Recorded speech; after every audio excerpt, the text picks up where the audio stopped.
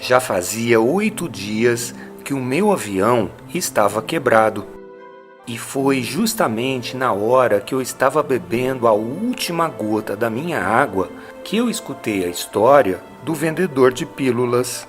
Daí eu falei: "Ah, são muito bonitas as histórias das suas lembranças. Só que eu não consertei ainda o meu avião. Eu não tenho mais nada para beber. E eu ia ficar muito feliz se eu também pudesse ir caminhando, passo a passo, na direção de uma fonte de água." Daí, a minha amiga a raposa me falou que... "Meu amigo, esquece um pouquinho a raposa." Ué, por quê? "Porque nós vamos morrer de sede." Eu acho que ele não entendeu o que eu falei, porque ele respondeu: Ah, é bom a gente ter tido um amigo, mesmo que a gente vá morrer. Eu fiquei muito contente porque a raposa ficou minha amiga. "Eu acho que ele nem imagina o perigo." Eu pensei comigo mesmo. "Ele não sente fome, ele nem sente sede." Mas daí, parece que ele respondeu aquilo que eu estava pensando. Eu sinto sede também. Vamos procurar um poço. Eu acho que eu fiz um gesto meio desanimado, porque é absurdo procurar um poço no meio do nada, na imensidão do deserto. Mesmo assim, a gente começou a caminhar. Nós já tínhamos andado muitas horas em silêncio quando anoiteceu e as estrelas começaram a brilhar. E olhar para elas parecia meio que um sonho, porque eu estava com muita sede e estava delirando de febre. E no meio disso tudo, aquelas histórias do príncipezinho ficavam dançando na minha memória. "Você não tem sede também?" eu perguntei para ele. Mas ele nem respondeu a minha pergunta. Ele só falou: A água pode ser uma coisa boa pro coração. Eu acho que eu não entendi o que ele respondeu, daí eu fiquei quieto. Eu sabia que não adiantava ficar fazendo perguntas para ele.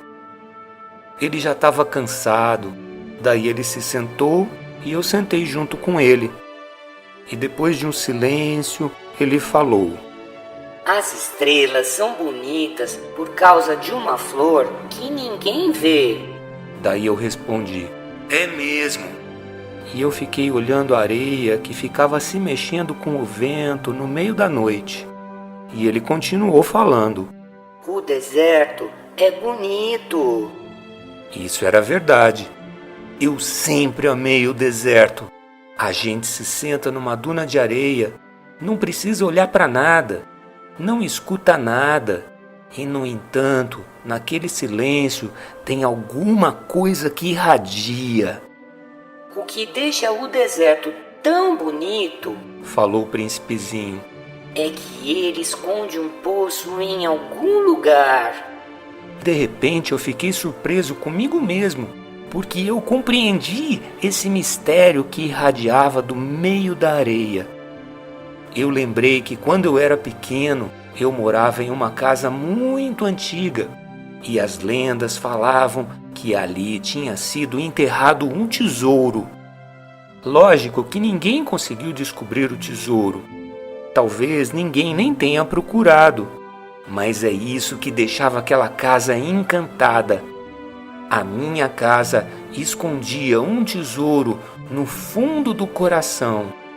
Daí eu falei: se for uma casa, se forem as estrelas, ou se for o deserto, o que torna isso tão belo é algo que é invisível.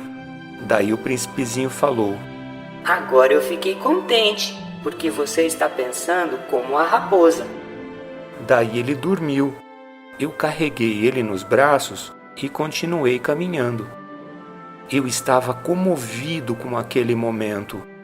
Eu fiquei com a impressão que eu estava carregando um tesouro muito frágil. Parecia que na terra não existia nada mais precioso, nem mais frágil. Eu não sei se era a luz da lua, aquela escuridão diferente, aquela iluminação bem pálida, aqueles olhos fechados, aquele cabelo dele que mexia com o vento. O fato é que naquele momento eu pensava, e talvez eu tenha dito bem baixinho: o que eu estou vendo aqui é só uma casca. O mais importante é invisível. E parece que mesmo dormindo, os lábios dele se abriram um pouquinho com um sorriso. E eu continuei pensando: o que me deixa tão comovido nesse príncipe dorminhoco é a fidelidade dele a uma flor, uma rosa que brilha como a chama de uma vela, mesmo quando ele está dormindo. E com isso eu achei que ele era mais frágil ainda. A gente precisa proteger a chama de cada vela com muito cuidado, porque um sopro muito fraquinho pode apagar elas. E foi caminhando assim que eu descobri um poço. E nessa hora, o dia estava começando a raiar.